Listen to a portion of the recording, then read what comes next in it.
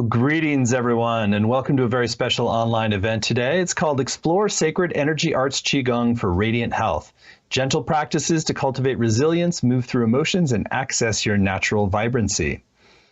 My name is Stephen Dinah. I'm the founder and CEO of the Shift Network, and I'm really thrilled to be with you here, getting to explore a really cutting-edge synthesis of ancient wisdom practices and sort of modern understanding of breath and vitality with a remarkable teacher. His name is Sifu Matthew Cohen. He's the founder of Sacred Energy Arts, and we're going to learn a lot more about Sacred Energy Arts today from him. And we're going to get to do some practice together and explore this fusion of Qigong and movement and breath in a way that really sort of adds a lot of value to your life. And we'll also have a chance to get a taste of what's coming up soon in a brand new course with Matthew. It's called Sacred Energy Arts Qigong, Befriending the Dragon. So more to come towards the end of the hour on a next step you can take with Matthew. So Matthew, thank you so much for joining us here today. Thank you, Stephen. Really happy to be here. Great. Well, I always like to start our journeys. I know you have a lot of practice you want to show us here today, but with a little bit of your personal backstory and what propelled you on this path to creating Sacred Energy Arts. It starts way back. My brother Scott had a book by Richard Hittleman, and it was a yoga book. And I was quite young, and I found it and started to flip through the pages, put myself in postures, and it shifted my perception as a boy. Later, that was at maybe 5, and by 12 I was doing Kung Fu, and Shaolin Kung Fu in particular with Cam Yuen, and he was the technical advisor for the Kung Fu series with David Carradine in the 70s, and that led me into Shaolin and Buddhist practices and meditation and animal training, and all of that for a kid was great because most boys want to get into Kung Fu because of Bruce Lee, and I was no different. So that gave me some authority in my body. And I was a dancer throughout high school and into college. And then I guess I was 22, I had a serious car accident. And that led me into internal arts, Tai Chi, Xingyi, Bagua, body work, acupuncture, et cetera, in order to heal myself. So I've been drawn to it since I was quite young. And I explored those arts quite deeply for many years and was teaching all along. And about 25 years ago, I started to really combine them and look for the through line. And the through line was moving from secular to sacred. So that sort of very deep personal place where one gets into present time. Energy, the through line of all the arts is vital life force, what Qigong calls Qi and the Chinese call Qi. And then how to create an art. So I named it Sacred Energy Arts. And it's really that fusion of dance, Qigong, martial arts, and yoga, all the things that I loved that helped me become more comfortable in my skin, helped me through injuries, helped me with anxiety. And it's been a lifelong journey. So short background.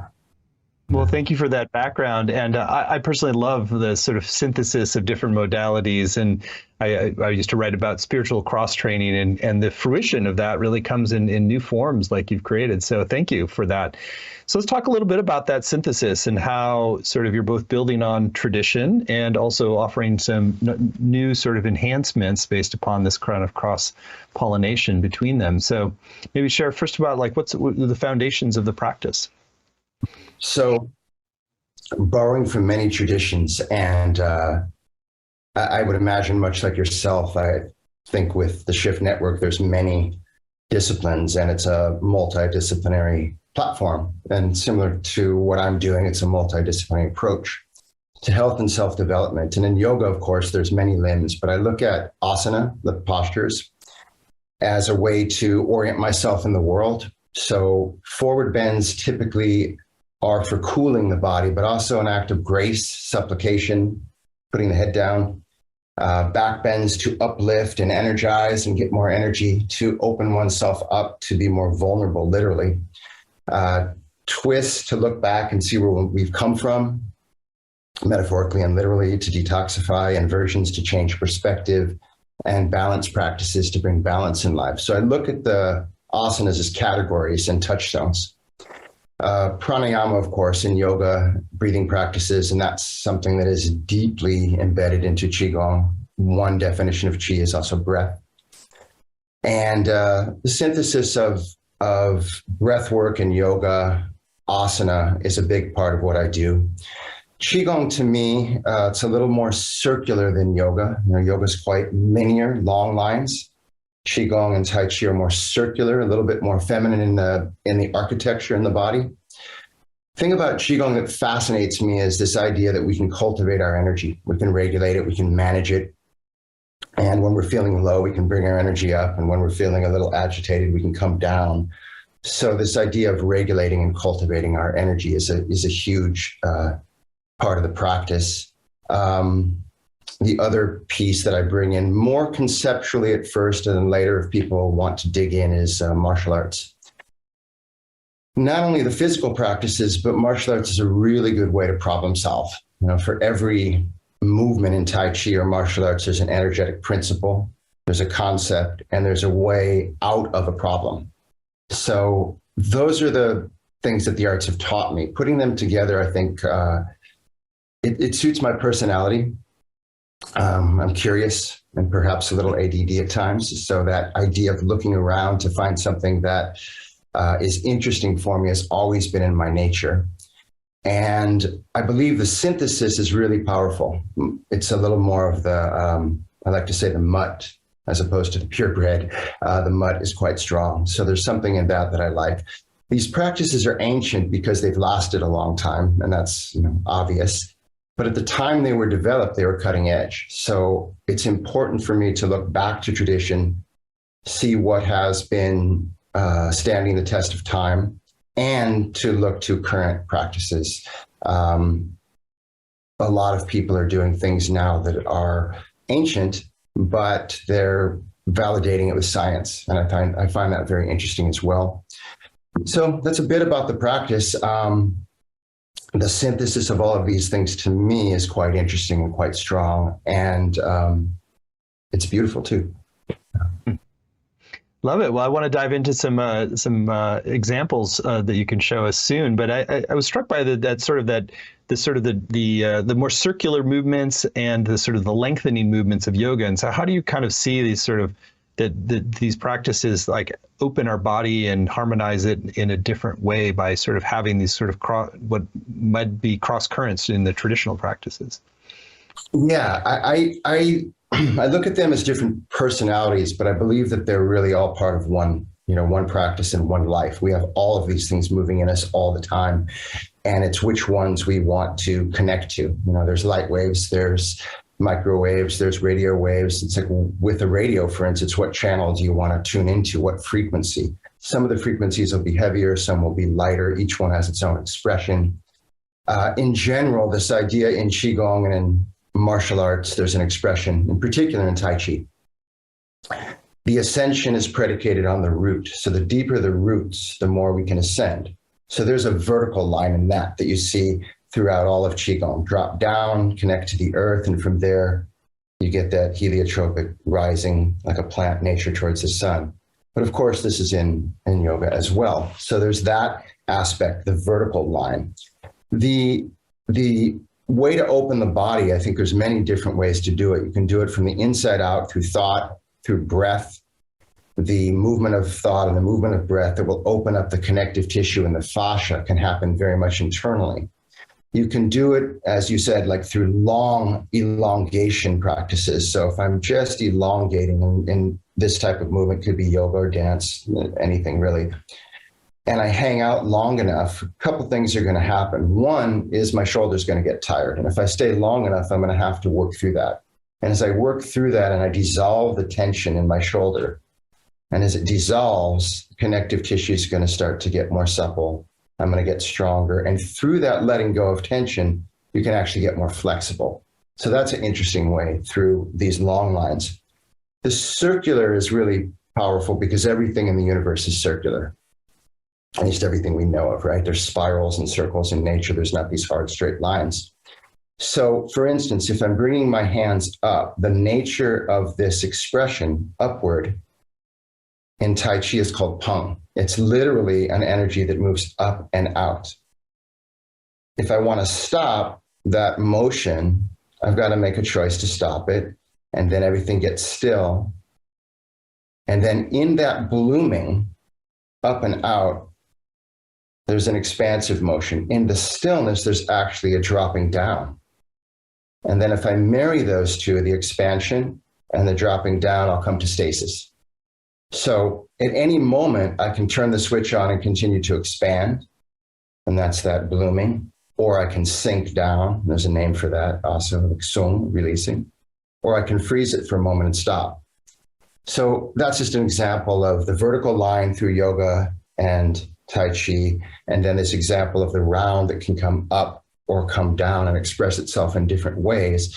And it's kind of like tuning to a radio station. You know, it can be classical, or it can be punk, or it can be rock and roll. And each movement will have a different frequency.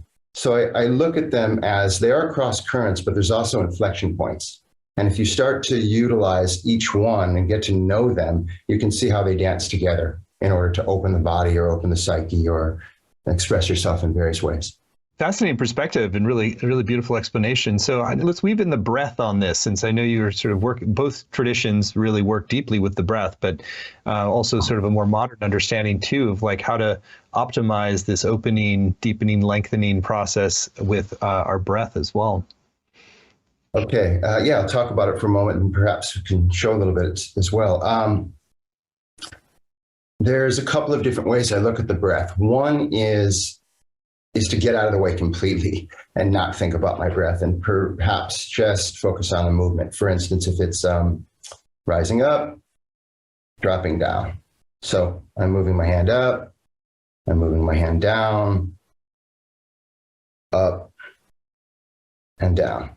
And as I do this, and I get used to this action, this is just something I'm doing right now. If I do this for a long period of time, it'll become familiar. And then I can tune in to where I am while I'm speaking to you, Stephen, and where my breath cycle is. And I can get this very acute awareness of, oh, I'm exhaling right now, right? So there's that getting out of the way and just doing the movement and letting the movement become familiar, and then having this fine lens on the breath to see where you're at naturally. And then if it wants to be shifted, that is to say, my breath wants to, if I want to deepen my breath or lengthen my breath, I can start to do that consciously. So that's one way. The other would be to consciously focus on breathing and stretch the breath from the inside out. So this is classic to Qigong, classic to yoga. You can do this through color. If I want to bring in, say, red light, which is quite healing, then I would bring in red light and breathe in and fill my body with light. I'm imagining the light, of course, and then exhale and come back to a neutral color, right? Maybe white, and then inhale red. I could do this through temperature and focus as I inhale, cool, and as I exhale, my body warms the breath. Okay, so those are internal ways of moving it. Then as I get more comfortable, I can stretch the breath, maybe 5 counts. Watch it turn over, exhale. So these are all ways to start to work the breath, both in intention and attention, which are slightly different. We can talk about that a bit. Intention is your focus, and attention is the way you're holding that focus. So from there, I'll layer the breath. When I breathe in, I'm going to imagine that my breath is filling my body with energy, which it is, of course, right? Qi is the animating force. It's what keeps us alive. It's our first and last experience in this body. So when I breathe in, I'm gathering energy. When I breathe out, I let go of anything that doesn't serve me. Could be known or unknown. Right now, if my mind is wandering or I'm nervous or I'm, right, that's not going to serve me. So I just come back to present moment time here with you. So the exhale has the function of letting go of tension. And that's really obviously powerful for humans to let go of tension. The other interesting thing about the breath on the exhale is you can store qi in various parts of the body. You can store the qi in your lower dantian, this energy center below the navel. You can store the qi in your heart. You can store the qi in your bone marrow. So the exhale has 2 jobs. One is to get rid of tension, toxins, negativity, fear, anxiety, stress. 2, store energy. So in that way, your breath becomes Qigong. It becomes energy cultivation. And in that sense, pranayama from yoga, meditation with breath from other traditions, to me is all Qigong. It's all energy cultivation, regulation, and management. So obviously that's quite a lot for just a few minutes of talking, but we'll get much more deeply, like focus on that much more deeply in the course. How you can utilize breath as your ally, how you can utilize breath as a companion while we're on the planet, right? It's a very important and very powerful tool. So those are some ideas of how I look at breath. Great overview. And you mentioned doing a little demonstration for us. You want to guide us in a little demonstration so we can sample that ourselves? Absolutely. 2 things I'd like to focus on with this. One is this idea of when you breathe in, you gather energy. And when you exhale, you let go of tension. So if you really hold on to that, you guys, that'll be very powerful because you'll have that for the rest of your life. Anytime you feel yourself getting stressed, just focus on the breathing in. Here comes energy. When you exhale, you let go of tension and you've gained some energy. So that'll be a departure point. We'll do that for a moment. And then that's going to lead us into a practice of letting go of more charged energy. Could be fear, could be anxiety. When you feel yourself getting stuck in a place where you're tense and you want to let go of the energy very quickly to change your state, that'll be the second part of the practice. Okay. Now you can do this sitting or you can do this standing. Ultimately, we're going to stand. So I'm going to stand up and I want you to, at home, you can sit on a chair, on a cushion, or you can stand with me. First part of the practice is to have your feet parallel. And they're going to be, if you're standing, fairly wide. If you're sitting, also parallel and say shoulder width apart. So you're grounded. Once you establish a deep connection to the earth with your feet, bend your knees, let your pelvis drop, relax your hands, and take a moment to set a clear intention. So your intention in this practice is to focus on your breathing and to allow your breathing to start to give you energy. And we're going to breathe in through the nose. Okay, so when you breathe in through the nose, it filters the air. When you inhale, hands come up. Exhale, hands come down. So I'm moving my breath in, and as I breathe in, my hands come up. So the breath is guiding the movement of the hands. When you exhale, the hands go down. This is the second example I offered, right? Letting the breath lead. Inhale, hands come up with the breath. Exhale, hands go down. Now, if for some reason that's difficult for you, just move your hands up and the breath will find you in a moment, okay? Now, as you're doing this, I want you to start to feel, and do this through imagination first, that when you breathe in, you're truly getting life force. So that's what we're doing. In. And when you exhale, you're letting go of tension. And do this for a couple of minutes. And when you do this, inhale up. Watch it turn over, exhale down. When you do this, I want you to believe it as if there was no place else you'd rather be, maybe that's true, in the world right now than here, in this practice with me, this conversation with Stephen. So not love, nor money, nor fame, nothing else more important than this moment right here, right now. Imagine that. Allow that to be a choice. And as you feel that, you're going to feel the breath really empower you. Okay, 2 more. Now, as you breathe in, take the energy all the way to your heart.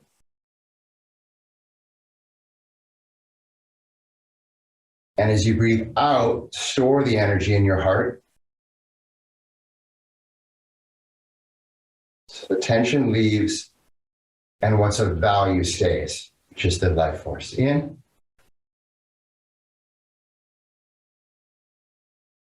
Place the energy in your heart and out. Okay. Now, part 2. This exercise now is to help you release fear. And this is from Burma. It's a Burmese Qigong. Short story behind it. The Burmese warriors who would carry a staff called a danda. And if you practice yoga, there's a pose called dandasana, staff pose.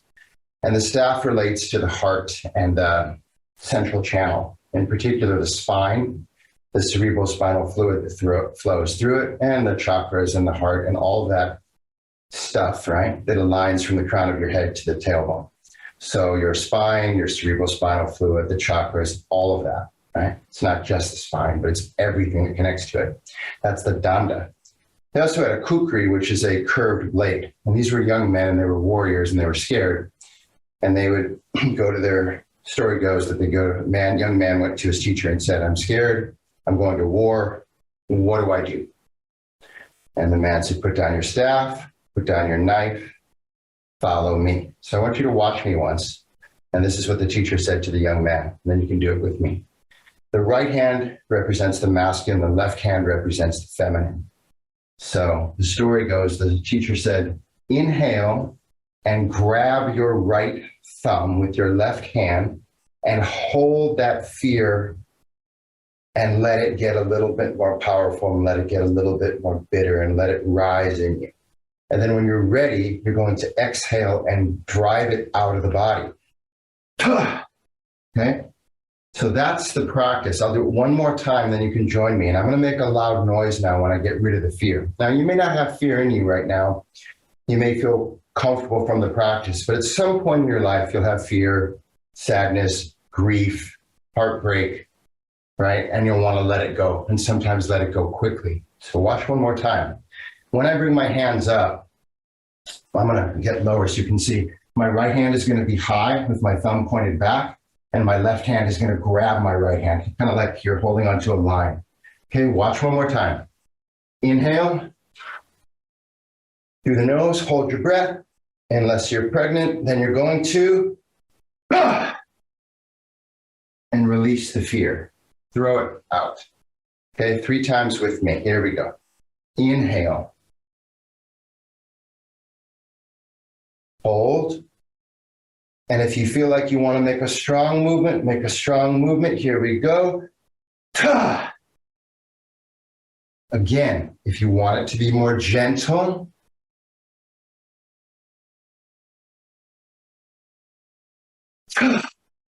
be more gentle. One more time. Make it yours now. Inhale.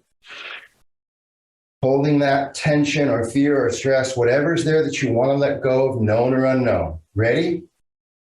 1, 2, 3. Let it go.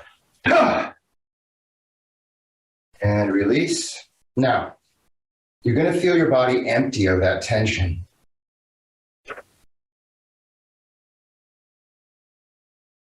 Bathe in the feeling for a moment. Find yourself ground. Now we breathe in one more time. In. Light into the heart. Keep it in the heart. Exhale. Releasing what doesn't serve you. Okay, so that is an example of first one was a gentle version, allowing the breath to come in, turn over, and release. And the second one, of course, is a much more dynamic version of the exercise where you're really pushing the tension out of the body. And you can hear that my voice shifted. It's a little bit lower right now. I must have had some tension in my chest or solar plexus that when I let go of, it released, and now I'm about an octave down. So there's an example of the practice releasing some tension in the body. And that's an old Burmese Qigong.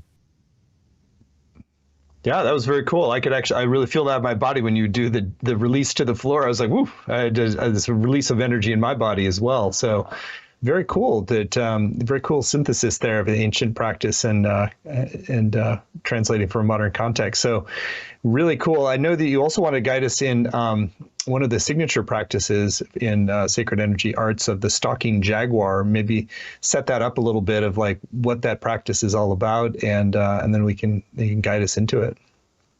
For sure. Okay, so this is a Toltec practice. In many traditions, including Qigong, Qigong has there's three pillars in Qigong. One is a martial pillar. Guys, we're learning Qigong to defend the family. And the other is healing, how to heal the body. That's medicinal Qigong. And the other was the spiritual practices. So Qigong is spiritual, it's medical or healing, and it's also martial. It has backgrounds in Buddhism and Taoism, and before all of that, shamanism. And many traditions have roots, including yoga, in some shamanic traditions. So this is another practice that has shamanic roots. There were often a medicine woman or a medicine man in the community that would do practices on behalf of the village. And then people would learn these practices to heal themselves. So this is a very important practice because it teaches us discernment and it helps us heal judgment. So the jaguar in the Toltec, Olmec, Mayan, many traditions like that, is very important. It's one of the biggest cats in the world, and it operates in different levels. So it operates terrestrially on the ground. It operates in the trees, which give us life. So it's arboreal. It's aerial. So it operates into ether. And it's also aquatic. And you see this in yoga, the different elements, and you see it in Qigong. So same thing in this tradition. So the jaguar represents those four areas. And jaguars are also really badass trackers. Right? They're big cats. They can track. So what we're going to do here is we're going to track our judgments. And when I say judgment, I don't mean we're going to have discernment here, but we're also going to have judgment. And we're going to discern when we're judging. And the judgment in this case is othering people. So this would be bigotry. This would be prejudice. You get the idea, right? So you can join me as we go through this. Essentially what happens is we become the jaguar. So you're going to put that feeling on of being a great hunter, and you're going to stalk your first judgment. Now, it can be a large judgment or it can be a very small judgment. And the way we do this is we recapitulate. We go back to this morning. So take a moment, if you're sitting with me, or wherever you are, and just get grounded. Feel your body on the earth, feel your breath. Take a moment to get quiet. And start to call upon that jaguar. And you're going to take yourself back to this morning. Feel yourself in bed. Were you alone? Were you with someone else? What were the sheets like? Do you have your summer sheets or winter sheets on? Take yourself back to your first awakening this morning, and then start to go about your day. And I want you to find your first judgment. And it can be a little judgment. It could be you left the door open, the light was on, and it woke your partner. It could be that I didn't have my phone. Usually I put my phone out of the room. I wanted to make sure I needed to get up this morning for something. I kept my phone in the room. It was a little close to me. So I had a judgment about leaving my phone close to me, even though it's EMF protected. I wanted it further away. So there's an example. So it could be a big judgment or it could be a small judgment. Just look for your first judgment. Now, when you get that judgment, I want you to now use discernment. Is it self-judgment? Did you judge others or did someone judge you? Okay. If it's self-judgment, you looked in the mirror, you didn't like what you said, what you saw, and you said something negative to yourself about your weight or your whatever, right? You judged yourself. You're going to do something in a moment. Or if you judge someone else, you got up and you thought, oh, that's so-and-so and such and such, right? Okay, so here we go. You found your judgment. You've decided if it was self-judgment or judging others. And here's what we're going to do. We're going to breathe in through the nose. So join me. In. Now unhook the judgment and blow it to the sun.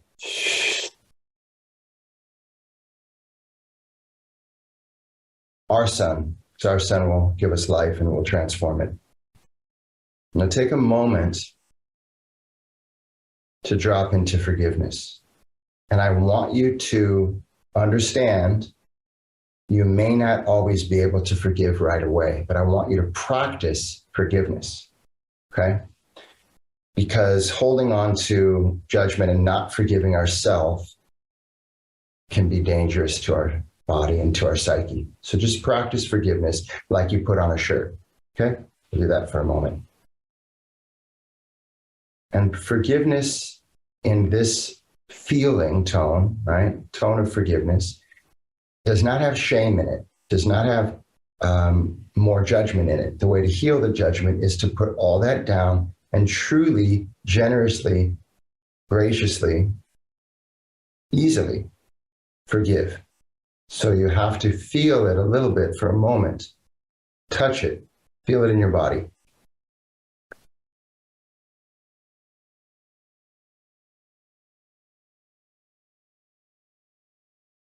Okay, and you might do this for several minutes. Today we'll just do a little bit. Now, I want you to switch into the feeling, and again, you're trying it on like you put on a shirt, of love.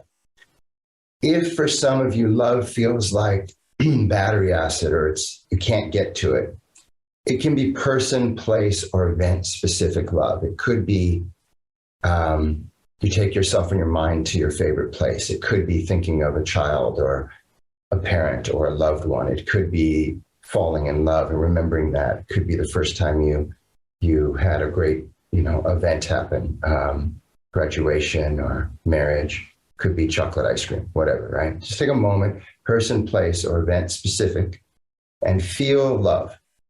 Eventually, it'll be a feeling tone without being related to any of those things. Take a moment to feel love. Try it on. Practice it. Sit with it. What does it feel like to have a little bit of love shining inside you and on you like the sun?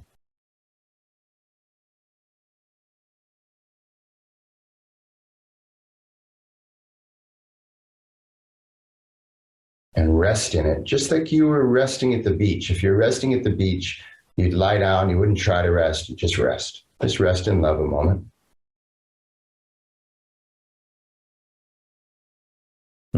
Okay, so there it is, right? You feel it, you touch it, that's enough, and come back. Now, if you used your discernment and you realized your judgment was someone judging you, that's the third category. It's going to be different. If someone else judges you, someone said to me, Matthew, you're this or you're that, and I know they judged me. It wasn't my imagination. I heard it and I felt it. Then here's what I'm going to do, and here's what I'm going to ask you to do. I want you to see them in your mind's eye. See that person, and you're going to inhale. You're going to unhook the judgment, and you're going to, with kindness, blow it back to them. And I want to explain this. I'm not throwing it at them. I'm offering it back to them because it's not mine. It's not mine to heal. It's theirs. You could say that it's their dharma or their karma or their life path or if nothing else, their responsibility, right? To heal that judgment. And they will or they won't. It's not my responsibility to take the judgment on. So you're simply giving it back as if someone dropped their keys and you said, here's your keys. You're not going to throw the keys at them. Okay, that's very important because then it starts the whole cycle over and you got to blow that to the sun. Okay, so I want you to see the person. Inhale through the nose, exhale through the mouth, and kindly return the judgment to them. And feel it unhook from your body. Now again, rest in forgiveness a moment. Get really good at it, you guys. If someone you love did something, child you loved accidentally dropped a glass and broke it. Forgiveness is easy, right? Easy. don't have to try it. You have it in you. It's been there all along. Okay, now since you're a professional at this and you have it, switch to love. Vibration's going to feel different. The emotional tone will feel a little bit different. So feel that, love. We know that's a very healing force in the world.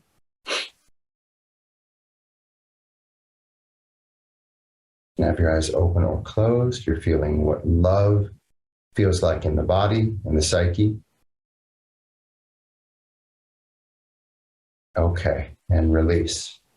I'll explain one more thing before we unpack this. And we'll go into this more deeply, but I wanted to give you a taste of it now in this offering.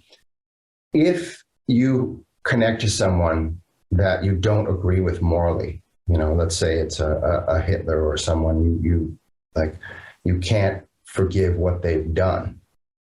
You don't have to necessarily forgive the act. I want to be clear. You may get to that place, but you may not, and you may not want to. Holding the judgment in your heart is what is going to potentially be hard for you and potentially cause stress. So by letting it go and blowing it to the sun doesn't mean that you agree with the act. It just means you want to release the tension from your body and the judgment, because judgment, prejudice like this holds our emotions hostage, and it really does it glues the world to a stop and prevents things from growing. I'm sure we all have experienced that judgment in the world, that bigotry in the world stops things from being free.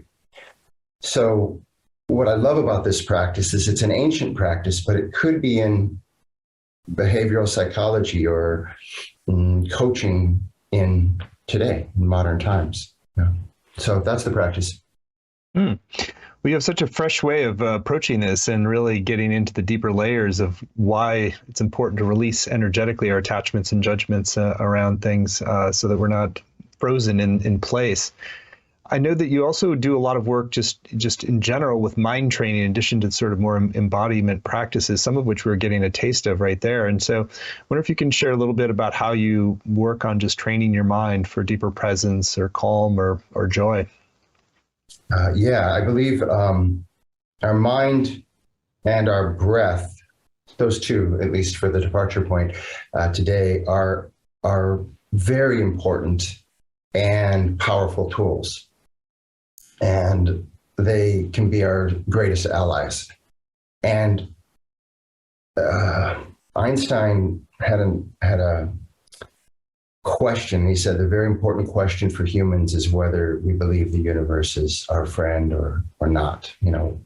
Is it predatory? Is it out to get us, or is it somehow our ally?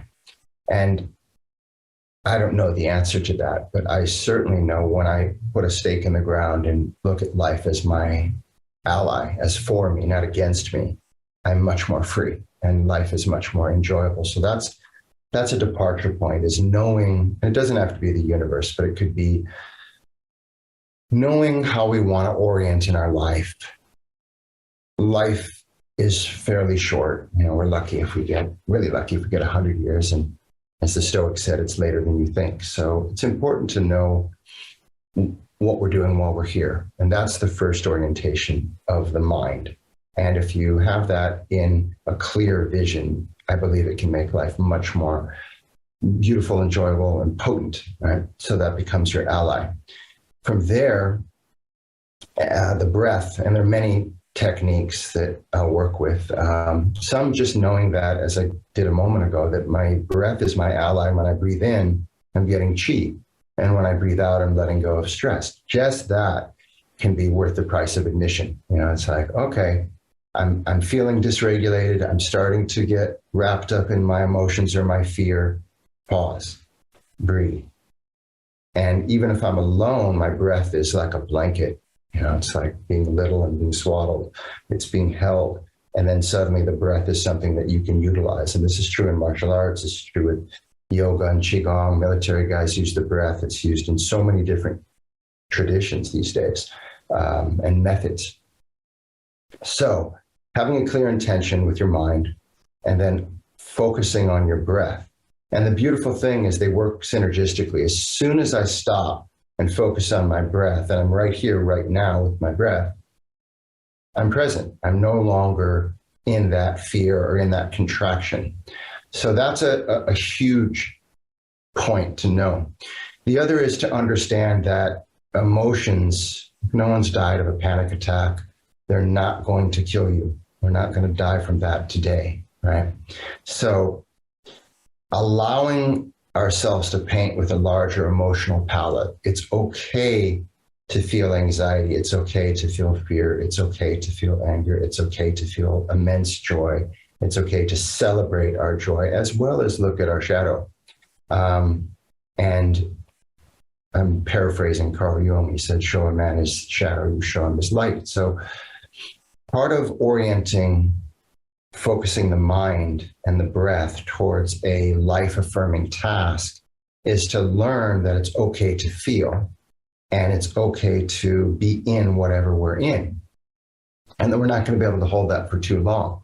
Right? If you're feeling contracted and sad, okay, I feel sad. And I can be with that sadness. I can look at it. I can ask myself where it is in my body. I can take a moment to okay, it's in my heart. What do you want to say to me?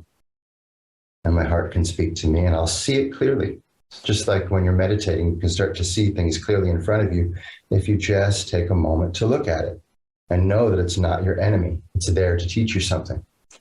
So that's one way to focus the mind. It's being on task, having your breath be your ally, being okay with your emotions and start to understand your emotions and look a little deeper into them to see what they're going to teach you and how they're often pointing us towards true north. And not to look at the emotions necessarily or the state changes we're in as something that is adversarial or potentially crippling, that it's okay to feel it. And if we can accept it and be with it, it'll start to quickly transform. Well, Matthew, you have a really unique brand of wisdom that comes from the synthesis you've done in your own life and sort of marrying some of the modern psychological frameworks with ancient wisdom practices and really great stuff. Very, very practical, very useful. So I want to spend a little bit of time talking more explicitly about your upcoming program, since I think it's going to be an incredible opportunity for people to really take in these practices and really make them their own. So Matthew has agreed to teach a brand new program for Shift. It's called Sacred Energy Qigong. Befriending the Dragon. Embrace and move through your emotions to strengthen resilience and enjoy radiant health. You can find it at Sacred Energy Qigong. That's Qigong, sacredenergyqigong.com. It's a 7-week program. You don't have to have a Qigong or yoga practice or a breathwork practice. You're really sort of getting to harvest the best of what Matthew has learned in his journey and apply it in your own life and in the ways that make it most valuable and real for you. So, Matthew, I'd love for you to share in your own words about really the bigger why of the course and how people can grow from this synthesis that you offer, and then I'll read out the module titles. You give us a little preview of what's coming in each. Yeah, thank you, Stephen. I'm excited for the opportunity, and it is really best, if you will, or the things that are closest to my heart that I've learned from many years of training with some luminaries, and I've been blessed to work with good teachers. I believe that these practices are potent and axiomatic. They were self-evident. It's not some state you get to in 30 years. You'll feel it every time you practice, in the practice, in that moment. And the idea in the course is that I'm looking at the term dragon in 2 ways. So it's not a dragon you necessarily have to kill in the King George story. And of course, that dragon could be looked at as ego, and that's fine, but we're not killing it. It's more of the Taoist dragon that we're going to befriend. And there's a yin and there's a yang, which is a big part of Chinese medicine. And the yin, in this case, would be the places that are a little bit uncomfortable for us, our sadness or our grief, that sometimes hold us back. And then the yang, the brightness and our gifts and how we can celebrate those gifts. And those are the 2 dragons that we're going to befriend. The practices are from Sacred Energy Arts, meditation, visualization, Qigong, as I've said, poetry. There'll be a lot of breathing practices. Each week, we're going to go through a practice, and I'll teach you about my perspective on breathing, on visualization, on meditation, on Qigong, how to do the exercise, how the exercise works in daily life for me, and how you might be able to utilize it in your life, or will be able to utilize it in your life. The minimal effective dose, like you don't have to necessarily do it for hours, like just enough to touch it. And when you feel it, it'll start to grow in your life. Each week, there'll be an upward progression, which I like, just like in martial arts, you work from white belt to black belt. So you're going to learn each week a little more about breathing, meditation, visualization, Qigong. It'll get deeper and deeper. And as we peel back those layers, we're going to get closer to and continue to get to the heart of the teaching. The why for me is it's important to know why we're on the planet, what we want to do with the life we have here that's so precious, how we can stay healthy, how we can move through our emotions in a way that doesn't paralyze us so we're comfortable in our skin, how we can get stronger each week physically, energetically, emotionally, spiritually, psychically, how we can sort of shine our feathers and be bright. It really is the question of, can we celebrate our life and can we celebrate our gifts in a way that isn't arrogant or doesn't have hubris. Just own our gifts. And can we also look at the places that are a little bit scary and know that they're there for us, not anything to be ashamed of? The practices to me are something that are powerful. You can use them in the morning to sort of tune yourself for the day, but you'll also hopefully be able to use them throughout the day and throughout the rest of your life in a very simple way.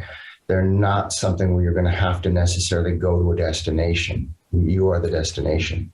You don't have to go to the gym. You don't, and I love yoga, but you don't even need a yoga block or a mat. You can do these practices anywhere, anytime, and they will yield dividends for sure. Module 1 is called Forging the Circle to Set an Intention and Create a Safe Space for Growth and Healing. So this is the idea of being an alchemist. Alchemists use metal and fire and water, and they create something new, temper steel. So the idea of forging the circle is making something that is continuous and harmonious. It's in the Enzo, it's in the Taoist symbol, the Buddhist symbol. It's in the logo of my work, the circle. If we were not on Zoom and we were in the same room here in my home or at a center, we'd be sitting in a circle. And forging the circle is both forging the practice and also building community. Module 2, Touching the Void to ground in emptiness and become more attuned to your inner self and intuition. So void is used a lot in Qigong practices, the idea of the void. It's actually a concept and a posture called Wuji, void. This is taking the sky view, right? Giving your, like right now I can't see anything, and if I pull back, I can see, oh, it's a hand, and if I pull back a little further, oh, it's my hand, right? I get perspective. So Wuji or void is the idea of just stepping back a little bit and getting quiet so you can see things clearly. The idea of the tabula rasa, the blank slate. And it's a very powerful metaphor, but also a powerful state to be in to heal. So we'll be looking at how emptiness is powerful. Module 3, Watering the Roots of Your Practice to develop a deep connection to the earth and tap into a greater sense of purpose. Deepening this idea of why we're doing something, developing this connection to the earth. As I said earlier, like the ascension's predicated on the root. You've got to metaphorically and literally root so you can bloom. And I'll also share with you some ways to root in a practical way. Like if you're doing martial arts or Qigong or Tai Chi or yoga, you want to literally have foundations. So some of it's going to be physical practices, and some of it will be more how you bring those into your life. Module 4, Emotional Fluency to transform your fears and connect with the hearts of those around you. I think if we live a full life, it's going to be a life of love, and it's also going to break our heart. There's no doubt about it at some point, right? Someone you love will die, or someone will be born, and that'll break your heart in a beautiful way. So having emotional fluency is being able to paint with a bigger palette, and not being afraid of these things, joy and sadness and love, and really touching our emotions and expressing ourselves emotionally. Module 5, energetic healing, medical Qigong practices to cultivate resilience and dissolve the obstacles in your life. Pretty much just that, like medical Qigong to open up the energy pathways in the body to address some things like grief, joy, taking the week before where we are learning to be emotionally fluent and work with those energies in our body to help promote health. Module 6, tuning your body to begin your day with presence and joy. So this is the idea of taking all of the things that we've learned to develop a morning practice. The idea behind this analogy or metaphor is that, one, if I were a musician, I wouldn't go on stage without tuning my piano or guitar, whatever instrument I play.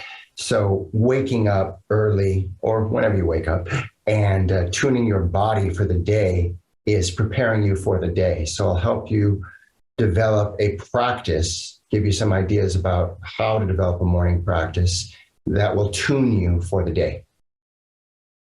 And finally, Module 7, carrying the medicine to gracefully navigate life's challenges as you keep this ancient knowledge alive.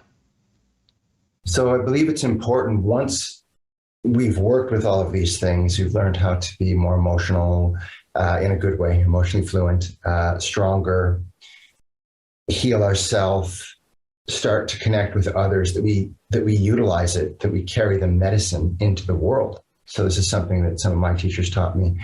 How do you play it forward? How do you show up? How do you continue beyond the course? Because as you know, sometimes you take a course at Shift or other places and do a few weeks and then it falls off, and that's fine. But the more we can actually continue with the practice, the more it becomes part of our life, the more we touch others, and the more the whole thing becomes more beautiful and more alive. So we're learning to keep the practices alive, because if we don't keep doing them, they'll die generation by generation. Well, what a great program. Thank you, Matthew, for bringing it together for everyone. And again, there's more detail at Sacred Energy Qigong, QIGONG.com. So in addition to the 7 90-minute live sessions with Matthew, you're going to have time to ask your questions and engage in practices together. You also can get recordings, video and audio, as well as word-for-word transcripts. And that's particularly helpful, as he said, to keep the practice alive, so you can go back and repeat classes and restore your practice if it starts to dwindle for whatever reason. You're also going to have weekly exercises for home, a Facebook community to support and deepen your journey, small group time to connect with other participants. And on the page at Sacred Energy Qigong.com, you're going to see a number of extra bonuses. So there's a video teaching with Matthew called Breath Inside the Breath, Unlock Your Power. We've talked a little bit about breath here today, but you want to share a little bit more about that special bonus? Yeah, so I'll go a little more deeply in that and more deeply in the course. I've been, again, very fortunate to work with teachers, and some of them that are wonderful, and some of the practices are very simple, things that you're going to find in any meditation practice. What makes them a little bit different is how I use them and how I was taught to use them. So like what I shared before with, you can start with breath from the inside out. You can look at color, you can look at light, you can look at temperature, and we'll go through this layer by layer. So there'll be many ways that you can orient with breathing to grow your practice. And each week we'll look at another way that you can utilize the practice. Some will be very different, rare, like what I shared today that you won't find anywhere else, or very, very rare practices. Others will be fairly common practices that the more you look at them and turn them, it's like a many-faceted jewel. The more you turn it, the more the light hits and you go, oh, I can utilize it this way. I can bring my breath in a little more quickly to get some energy to bring me up. Or I can exhale a little longer and move my attention somewhere else in my body to take me down. So it really is both in the course and in this bonus, how you utilize the breath in different ways to awaken it, to activate it. Great extra bonus. And then there's another bonus with Matthew called Sacred Energy Arts Practices, and a special bonus that we're really excited about between Matthew and Robert Peng, another one of our preeminent Qigong faculty. It's called The Healer Within. So that's a video dialogue. That's your special bonus if you sign up right away by midnight tonight Pacific time. And Matthew, you want to share a little bit more about the Healer Within with you and Robert? Yeah, as if you guys know Robert, he's a wonderful practitioner and human being.